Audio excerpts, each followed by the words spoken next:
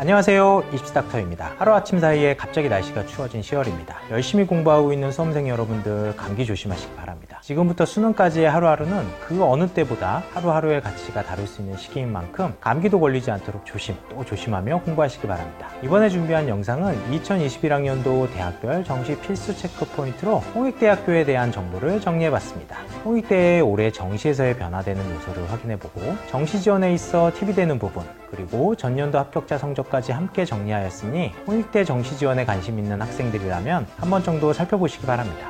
지난번 영상에서도 말씀드렸지만 대학별 정시 분석 내용은 필수 체크 포인트에 그치지 않고 11월 말 또는 늦어도 12월 초부터 2021학년도 대학교별 정시 배치표 시리즈 제작도 예정되어 있습니다. 배치표 제작을 위해 지금 열심히 대학별 자료 수집, 전년도 성적 분석, 경쟁률 및 전형 변화 분석하고 있는 중이니 구독과 좋아요를 통해 11월 말 이후 제공될 2021학년도 대학교별 정시 배치표 시리즈도 놓치지 말고 시청해 보시기 바랍니다. 우선 2021학년도 정시에서의 홍익대 주요 변경 사항부터 살펴보겠습니다. 화면에 보여지는 내용이 올해 홍익대 정시에서의 가장 큰 변화라고 할 수 있습니다.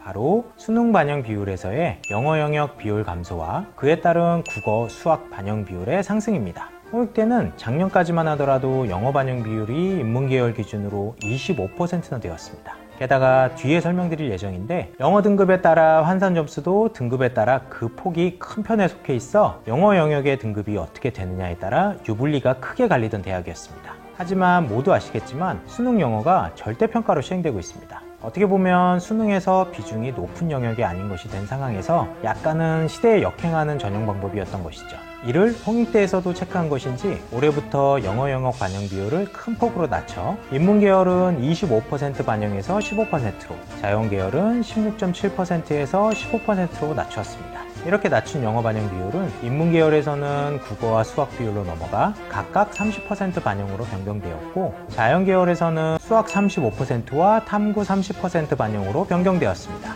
영역별 반영 비율 변경은 나름 큰 요소인 만큼 수능에서 내가 영역별 어떤 성적을 받았느냐에 따라 홍익대 정시에서의 유불리를 잘 계산해보고 지원해야 하겠습니다. 그 밖에 일부 모집 단위 변경과 특별 전형의 전형 요소 변경 등의 소소한 변화가 있지만 이 부분은 큰 변화까지는 아니므로 자세한 설명은 생략하고 넘어가겠습니다.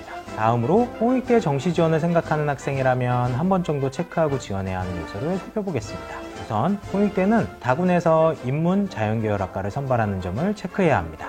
미술계열을 제외한 자연계열, 인문계열, 자율전공 모두 다군에서 수능 우수자 전형이라는 이름하에 일반 학생을 선발하고 있습니다. 알다시피 정시는 가나다군 각각 한 번의 지원 기회밖에 없습니다. 게다가 상당수의 대학 및 선발 인원이 가나군에 몰려 있어 다군은 상대적으로 적은 대학과 모집 인원만 배치되어 있습니다. 결국 가나군에 비해서 더 높은 경쟁률을 기록하게 되고 이어서 합격자 성적도 좀 더 높은 편에서 결정되고 있죠. 이런 다군에서 쭉 학생을 선발해온 대학이 바로 홍익대입니다. 앞서 언급했지만 다군에서 선발하는 대학은 가나군에 비해서 적습니다. 게다가 최상위권 대학은 다군에서 선발하고 있지 않고 상위 및 주요 대학도 일부 학과만 다군에서 선발하고 있어 최상위권부터 상위권 학생의 다군 지원 대학이 마땅치 않은 상황이 발생됩니다. 결국 본인의 성적보다 낮은 대학으로 하향 안정 지원하게 되고 위에 위치한 대학부터 이러한 경향이 점차 누적되면서 홍익대까지도 영향을 받게 됩니다. 복잡하게 설명했는데 간단하게 정리하면 가나군에서 서울대, 연고대에 지원한 최상위권 학생은 지원할 만한 대학이 없다. 그래도 다군에 어디 하나 넣어야 하니 다군에 위치한 대학 중 가장 배치표상 점수가 높은 중앙대에 넣는다. 스카이 지원한 성적대 학생이 다군의 중앙대에 넣었다? 그럼 가군에서 서성한 중경예시에 지원한 학생들은 어디에 넣을까? 다군의 중앙대에 넣을 수도 있고 아니면 한 단계 낮춰서 넣자. 그럼 나오는 대학이 홍익대나 공익대네? 여기에 지원하자. 결과적으로 홍익대의 최상위권부터 상위권 지원자들까지도 지원하여 함께 경쟁하게 되는 수가 발생되는 것이죠. 당연하겠지만 이렇게 가나군을 더 상위 학교에 지원하고 다군에 낮춰서 지원한 학생들은 가나군에서 합격할 경우 당연히 이탈되고 다군에서만 합격하더라도 내년을 기약하며 등록하지 않는 경우가 많습니다.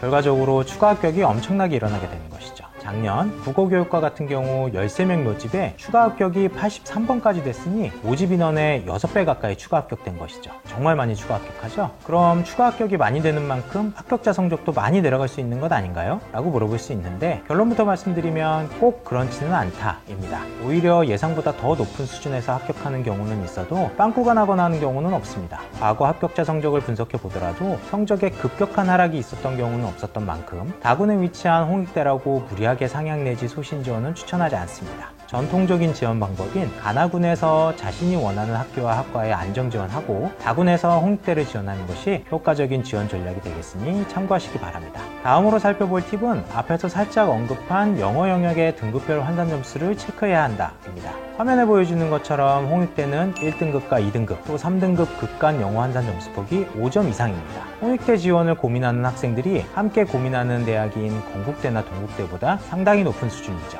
홍익대 지원을 생각하는 학생이 영어 등급이 3등급이다? 다행히 작년보다 수능 영어 영역 반영 비율이 줄어들었지만 그래도 2등급 학생보다 7점이나 손해보고 경쟁하게 됩니다. 다른 국어나 수학, 탐구 영역에서 3, 4점은 더 받아야 만회할 수 있는 수준인 것이죠. 영어 영역 등급이 3등급을 넘어갈 경우 홍익대보다는 다른 선택지를 생각해 보는 것이 내 성적을 잘 활용할 수 있는 방법이 될 수 있는 만큼 홍익대 정시를 목표로 하고 있는 학생이라면 영어 영역 공부도 충실히 챙기기 바랍니다. 여기까지 홍익대 지원에 있어 체크하고 지원해야 하는 요소를 살펴봤습니다. 마지막으로 전년도 합격자 성적을 공개하면서 마무리하려 합니다. 서두에서도 말씀드렸지만 2021학년도 홍익대 정시에 대한 소개는 이 영상이 다가 아닙니다. 11월 말 또는 12월 초에 지급 내용을 포함해 과거 3개년 성적에 대한 분석과 제 노하우를 담은 2021학년도 홍익대 정시 배치표를 소개하면서 더 중요한 내용을 다룰 예정이니 구독과 좋아요를 통해 다음 영상 업로드 놓치지 말고 시청해 보시기 바랍니다. 긴 영상 시청해 주셔서 감사합니다.